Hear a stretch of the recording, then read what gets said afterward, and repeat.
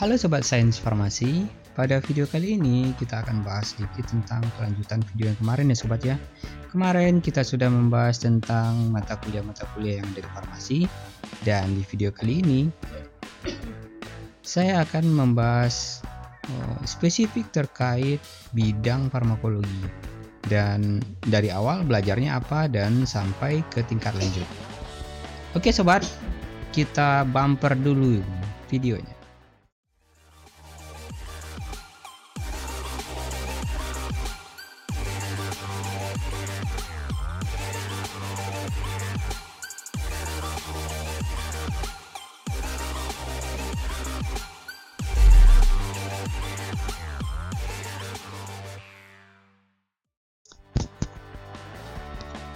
Oke Sobat Sains Farmasi, ini adalah bahasan hanya tentang mata kuliah farmakologi.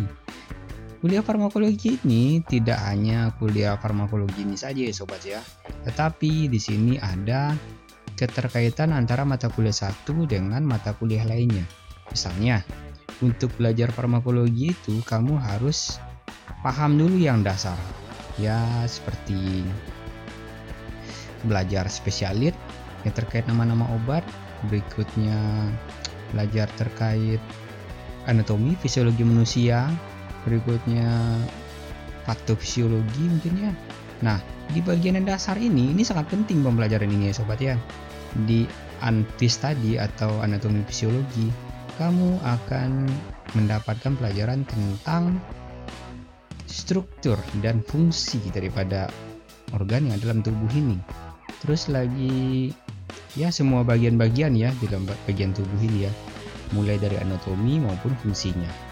Berikutnya kalau bahasan kita ke patofisiologi, itu terkait dengan kesalahan apa saja yang terjadi terkait fungsi dan anatominya atau susunannya.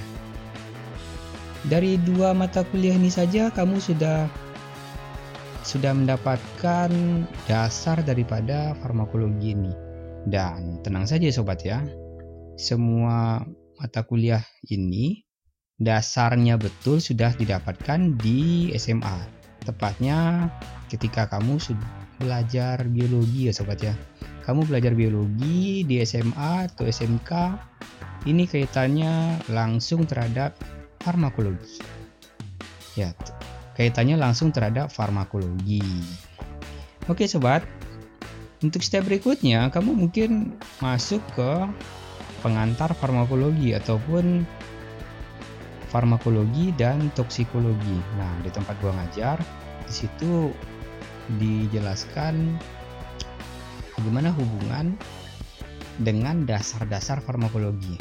Seperti yang kita ketahui, arti dari farmakologi itu adalah ilmu yang mempelajari tentang obat. Nah, di sini sudah mulai spesifik sedikit ya Sobat ya. Kita sudah mulai spesifik ke arah obatnya.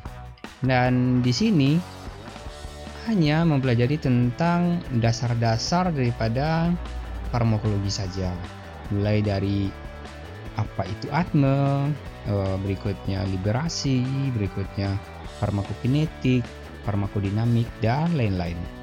Dan juga kalau setelah belajar ini pasti dilanjutkan dengan bahasan toksikologi dasar.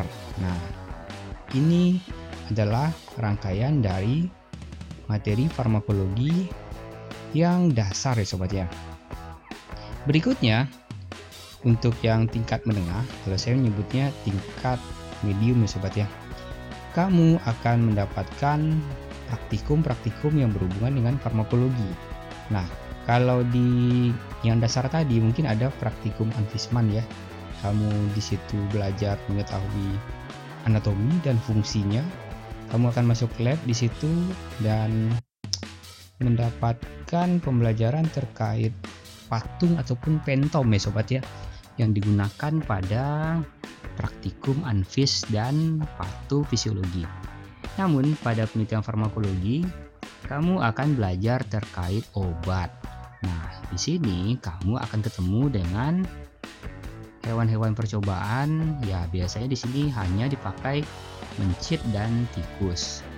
Ya mungkin di sebagian kampus ada yang nyediain hewan yang lain ya. Namun kalau untuk pemakaian mencit ya, itu pasti semuanya pakai. Dan cara sonde, berikutnya cara pengukuran apa yang mesti diukur di situ, misalnya kalau diabetes itu ya gula darahnya gitu kan. Kalau asam urat ya kadar kristal uric acid tadi ya yang dalam tubuh tadi. Tergantunglah daripada yang kamu ukur tadi. Berikutnya di praktikum ini nggak hanya terkait dengan sonde menyonde aja ya sobat ya, tapi kamu juga akan belajar terkait dengan pembedahan sebuah hewan coba. Nah, hewan coba tadi ya macam-macam, ya tergantung kamu mau pilih yang mana. Mulai ada mencit, ada yang tikus, dan ya tergantunglah dari objek percobaan yang kamu dapatkan di laboratorium. Nah, berikutnya kamu akan belajar terkait farmakologi sistem organ. Nah, kalau di farmakologi sistem organ ini kamu akan mendapatkan pembelajaran topik hanya ya terkait organ-organnya saja. Misalnya kalau di ginjal apa yang terjadi, obat-obat yang terkait di ginjal, di jantung apa yang terjadi. Dan spesifik di sini ini hanya mencakup pembelajaran topik farmakologi pada organ-organ tertentu saja. Dan di sini saya sebutnya di sini tingkat medium ya sobat ya, tingkat medium. Berikutnya kamu akan masuk ke bahasan farmakoterapi. Nah, seperti kajian kita yang di video sebelum-sebelumnya terkait hubungan ilmu farmakologi, kajian terkait ilmu kimia medisinal di sini sangat erat kaitannya. Nah, terkait dengan uji aktivitas, berikutnya struktur activity and relationship, dan lain-lain di sini. Jadi pada dasarnya satu ilmu farmasi dalam konteksnya di sini adalah farmakologi, itu mereka nggak bisa untuk berdiri sendiri ya sobat ya. Mereka pasti ditemenin sama ilmu-ilmu yang lain. Ya contohnya di sini kimia medisinal. Dan pada dasarnya ilmu ini ya memang tidak ada yang berdiri sendiri. Berikutnya pada tingkat lanjut kamu akan mendapatkan topik-topik kombinasi. Dan di sini nggak hanya farmakologi saja, namun sudah merupakan gabungan dari bidang-bidang yang lain. Misalnya bidang farmakologi dengan bidang kimia bahan alam itu akan menghasilkan ya kayak fitokimia gitu ya. Tapi di sini kaitannya dengan bahan alam. Ya biasanya itu disebut dengan etnofarmakologi. Jadi di sini hanya mengkaji terkait aktivitas sebuah obat ya, atau suatu zat yang diduga obat yang berasal dari tanaman. Kalau yang kimiawi tentu kita sudah paham itu sebelumnya. Berikutnya kita sudah masuk ke bahasan farmakoterapi. Nah ini yang paling menarik. Di farmakoterapi itu sudah dibagi-bagi ya sobat ya. Mungkin di kampus-kampus yang lain ini nggak akan sama bahasannya. Mungkin bahasan di sini yang saya maksud adalah pembagian daripada bahasan ini. Kalau topiknya ada yang spesifik, ada yang general. Ya tergantung di mana tempat kamu berkuliah tadi ya sobat ya. Ada yang membahasnya secara detail satu persatu, kadang ada yang per indikasinya saja. Dan di situ ya tergantung kamu di mana kamu berkuliah. Oke sobat ya. Dan di farmakoterapi ini kadang di sebagian kampus ada yang dapatkan farmakoterapi itu hanya 2 atau 3 mata kuliah ya sobat ya, dibagi menjadi beberapa bagian. Namun tidak tertutup pula kemungkinan farmakoterapi ini ada yang di atas 4 mata kuliah ya. Mungkin bisa disebutkan di kolom komentar aja ya, kolom ya mata kuliah apa saja terkait farmakoterapi yang ada di kampus kamu. Dan silahkan tulis saja di kolom komentar di bawah. Dan saya rasa ini video sudah cukup panjang ya sobat ya. Dan untuk bahasan yang terakhir ini saya akan bahas terkait masih farmakologi. Di sini tips dan trik untuk belajar farmakologi ya, tentu saja kamu harus baca bukunya. Nah, baca buku ini juga ada tipsnya sobat ya. Kamu jangan baca buku yang expert duluan, misalnya seperti Goodman and Gilman.